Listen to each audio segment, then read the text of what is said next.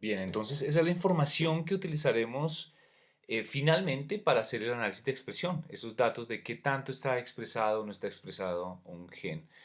Em, para esto finalmente lo que se hace es que se establece un umbral eh, a partir del cual uno define que si por encima de ese umbral, si el valor del gen está por encima de cierto umbral, decimos que el gen está sobreexpresado con respecto a otra condición y obviamente si está por debajo de ese umbral está menos expresado para esa condición. Otra de las técnicas que se usa actualmente para identificar la expresión en genes,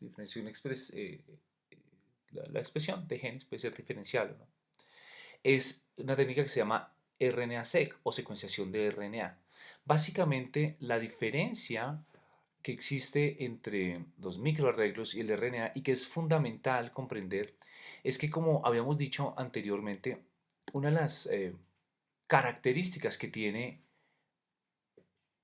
los microarreglos es que estos son diseñados por el investigador y los pozos están predefinidos, es decir, el conjunto de genes que se van a identificar están predefinidos en el microarreglo.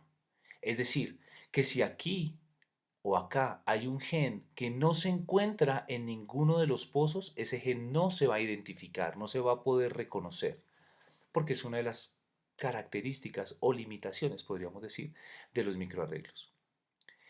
El RNA-seq, por el contrario, lo que permite es utilizar una técnica de secuenciación que se ha utilizado típicamente para DNA, pero que se utiliza para secuenciar RNA también.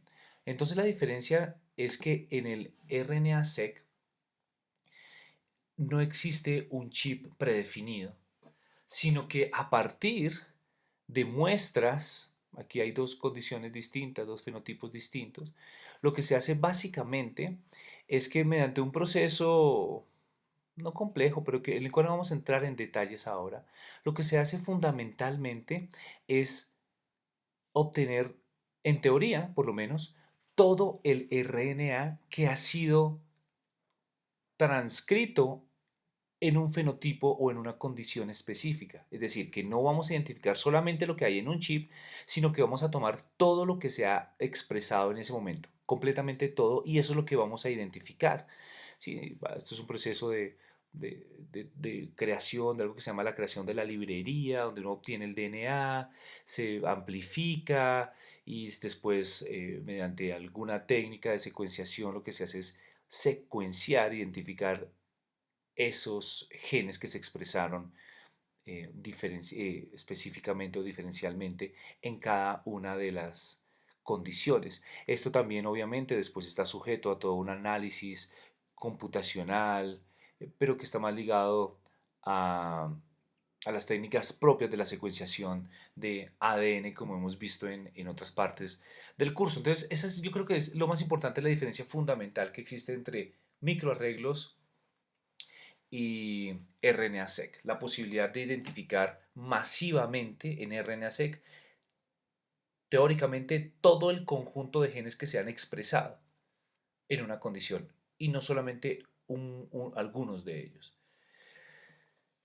además de otras libertades que nos da el análisis de RNA-seq. Finalmente, lo que obtenemos de RNA-seq es podríamos obtener unos valores similares a los que se obtienen, o más bien unos datos similares a los que se obtienen mediante el análisis con microarreglos. Claro, aquí hay una gran diferencia, es que los microarreglos, los genes son previamente conocidos, lo que hay. En el RNA-seq los genes no son previamente conocidos, hay que aplicar una serie de técnicas de minería de datos y bioinformáticas para identificar esos genes. Pero en contrapartida tenemos muchísimo más espectro de visión. Bien, existen bases de datos que nos permiten identificar, o más bien que todos estos estudios de expresión de genes eh, están guardados en un repositorio específico, una base de datos específica. Hay varias bases de datos. Yo les voy a mencionar simplemente esta, que es el Gene Expression Omnibus del NCBI, la cual, bueno, este puede ser un dato de pronto un poco no preciso en este momento, pero para el año pasado, el semestre pasado, se tenían alrededor de 3.848 sets de datos correspondientes a distintas plataformas de análisis de expresión.